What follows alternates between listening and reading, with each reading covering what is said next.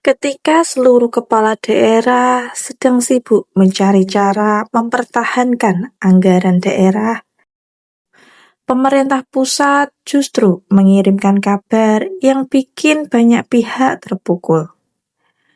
Dana transfer ke daerah atau TKD resmi dipangkas, dan nilainya bukanlah sedikit.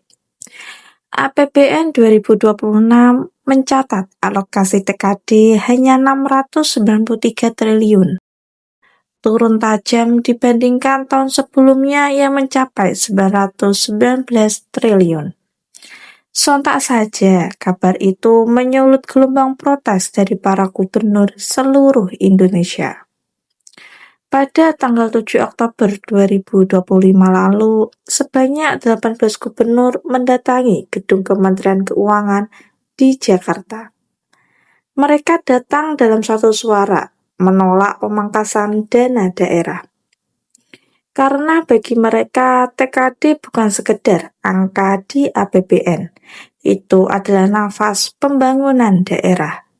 Dari situ gaji ASN dibayar, proyek jalan, sekolah, jembatan, irigasi, semua bertumpu di situ.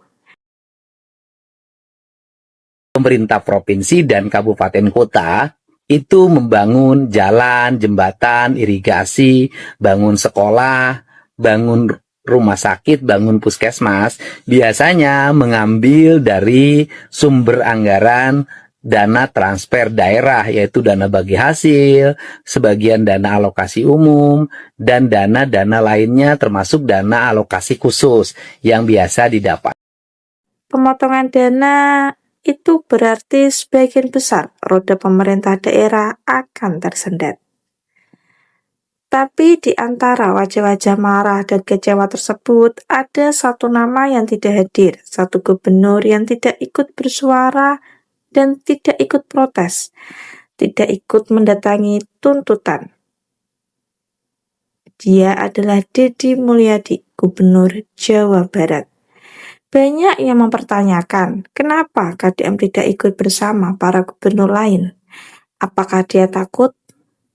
Apakah dia terlalu dekat dengan pusat? Atau ada alasan lain di balik ketenangannya? Dan ternyata jawabannya sederhana dan tajam. Itu saya sampaikan bahwa gubernur itu memiliki dua variabel.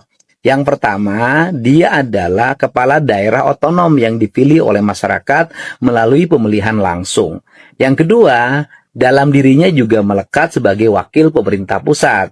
Sedangkan pemotongan dana transfer daerah itu merupakan keputusan pemerintah pusat. Dan sebagai wakil pemerintah pusat yang ada di Provinsi Jawa Barat, tidak elok rasanya saya harus memprotes sebuah keputusan yang diputuskan oleh pemerintah pusat.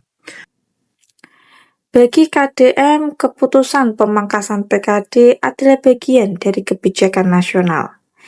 Ia tidak ingin menempatkan dirinya sebagai pihak yang menentang, tapi sebagai bagian dari solusi. Ia mengetahui protes mungkin terdengar sangat lantang, tapi efisiensi kalau dilakukan dengan serius bisa berbicara lebih keras.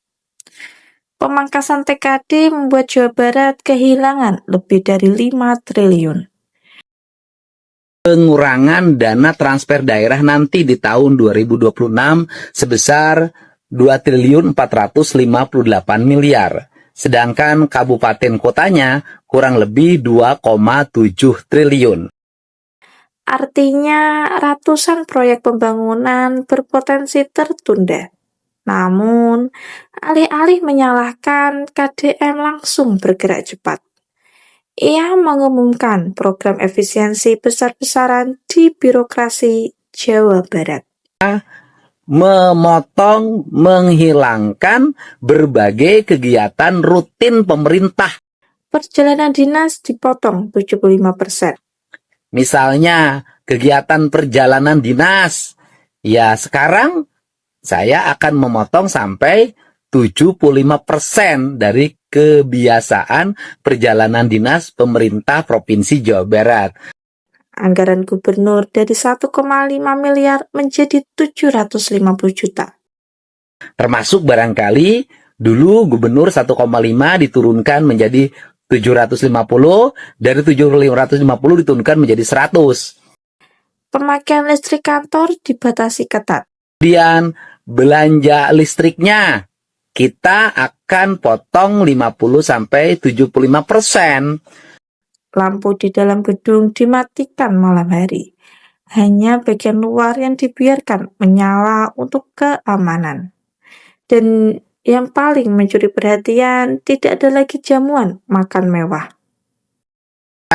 Kami hanya akan menyiapkan air putih saja.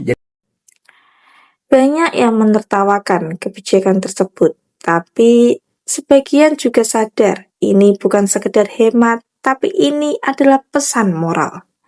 Bahwa birokrasi harus berhenti memanjakan diri dengan formalitas. Bahwa anggaran negara harus dirasakan oleh rakyat, bukan para pejabat. Biarkan birokrasi berpuasa, yang penting rakyat berpesta. Air putih yang disajikan KDM bukanlah simbol kekurangan, tapi simbol kesadaran bahwa gaya hidup pejabat harus berubah. Dan ternyata langkah efisiensi ini bukanlah cuma simbolik. KDM memastikan bahwa meski TKD dipotong, belanja pembangunan Jawa Barat justru meningkat. Maka belanja pembangunannya tetap akan berjalan, bahkan lebih meningkat dibanding tahun 2026. Dari 3 triliun untuk jalan, naik menjadi 3,5 triliun. Contoh, belanja untuk pembangunan jalan kami bertekad ditingkatkan dari 3 triliun menjadi 3,5 triliun. Rehabilitasi sekolah mencapai 1 triliun. SMK rehabilitasi SMK sekitar 700 sampai 1 triliun. Dan program listrik untuk masyarakat miskin mendapatkan 500 miliar. Apa yang dilakukan KDM bukanlah hal yang populer, tapi justru disitulah letak keberaniannya. Ia berani berbeda di saat semua memilih bersuara keras. Ia berani diam di saat banyak kepala daerah mencari panggung politik. Ia berani mengambil keputusan untuk tidak populer demi menjaga wibawa pemerintah dan arah pembangunan di daerah. Kebijakan KDM juga membuka perdebatan baru. Apakah gubernur seharusnya menentang pusat atau justru menjadi jembatan antara pusat dan rakyat di daerah?